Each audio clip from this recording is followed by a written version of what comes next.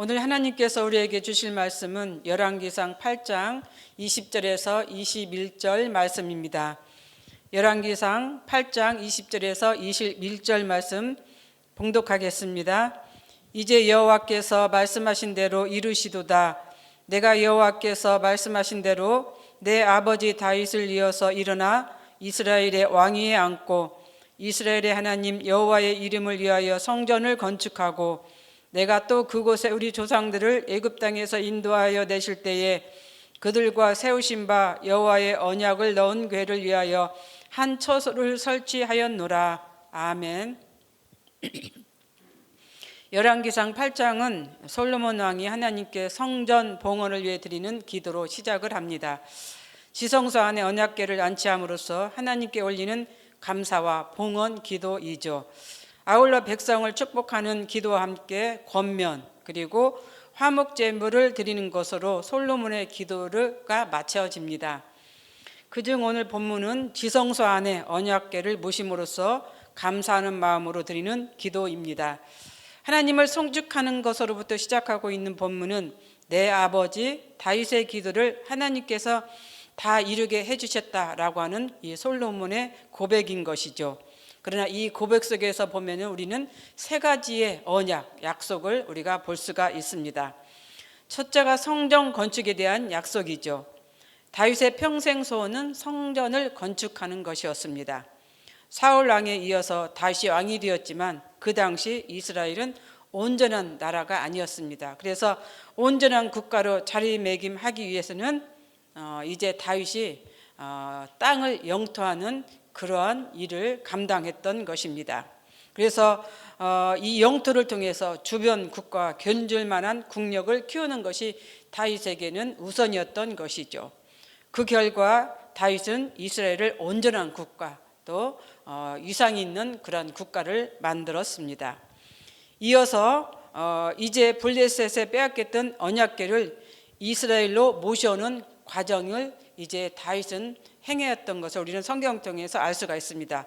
물론 다윗성에 모셔둔 언약궤는 솔로몬이 지은 성전과 또한 왕궁처럼 화려하고 웅장한 곳은 아니지만 그럼에도 이제 다윗이 언약궤를 모셔와서는 정성과 애를 다하여 모셨던 것을 우리는 성경을 통해서 알 수가 있는 것입니다.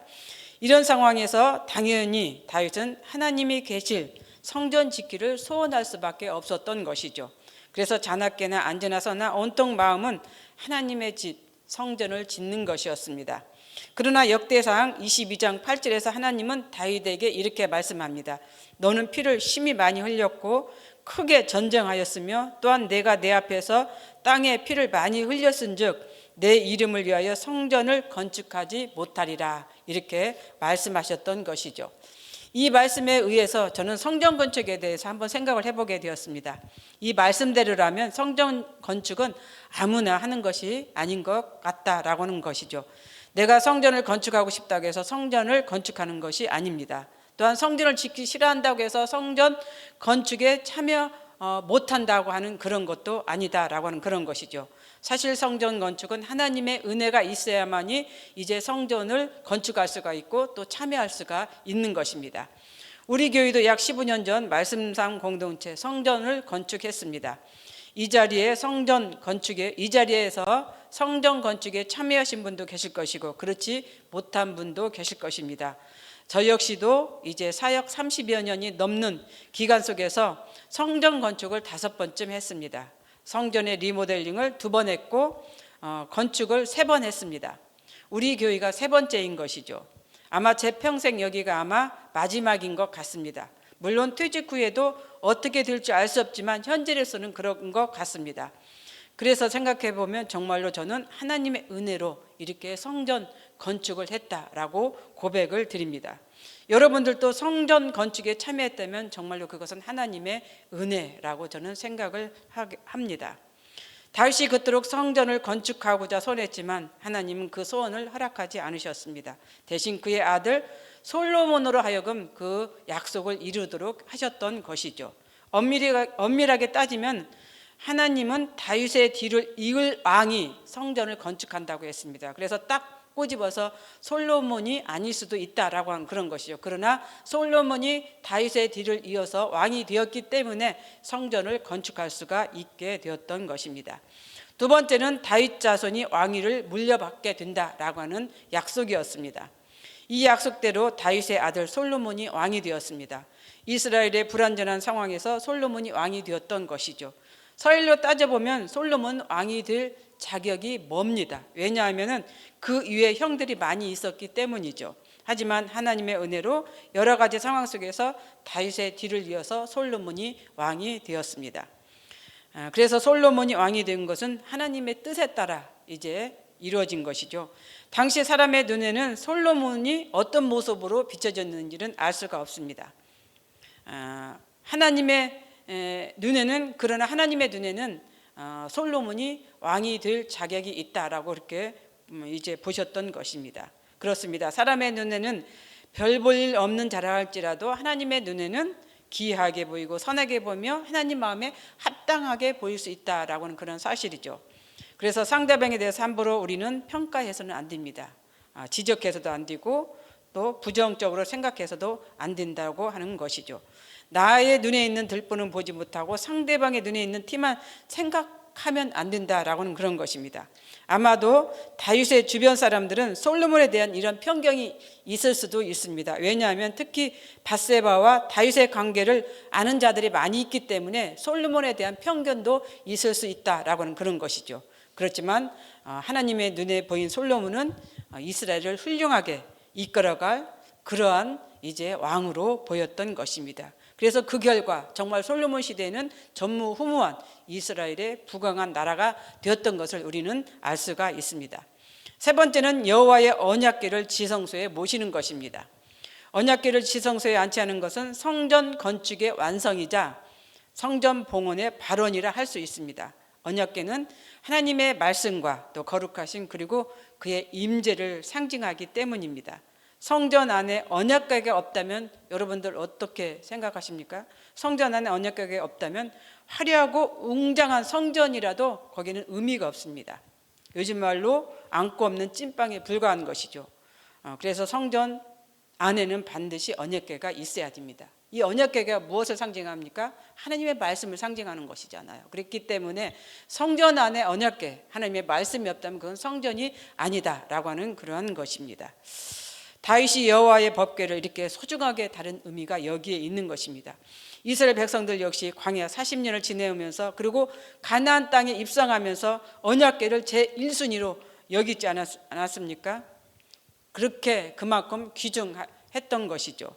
하지만 어느 순간 언약궤가 하나의 미신과 같은 의미로 이스라엘 백성들에게 다가왔고 또 그렇게 쓰임을 했습니다. 블레셋 민족에게 빼앗기는 고통이 이런 의미로 빼앗겼던 것이죠.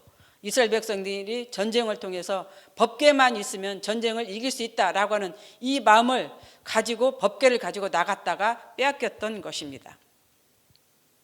그러나 결국 여러 가지 이제 어려움 속에서 이스라엘의 법궤는 이스라엘로 돌아왔습니다. 그리고 다윗에게 약속한 것이 지금 이 순간 오늘 본문에서 이루어지는 순간이죠. 회막과 성막을 통하여 이동하며 순환 아닌 순환 속에서 거하신 여호와의 언약궤가 비로소 안식을 누리는 그러한 순간이 된 것입니다. 그렇습니다. 여호와의 언약궤, 법궤가 지성소에 안치되었다는 것은 마침이 아닙니다. 이제 시작입니다. 이제부터가 시작인 것이죠. 왜? 이스라엘 백성들에게는 이 성전에서 하나님께 예배드리고 기도하는 것이 이제 본격적으로 이루어지기 때문에 그러는 것이죠. 우리에게도 마찬가지입니다. 언약궤가 모셔있는 성전에서 우리는 예배를 드리고 있기 때문에 그렇습니다. 이 약속이 이루기까지 몇 년이 걸렸습니까? 480년이 걸렸습니다.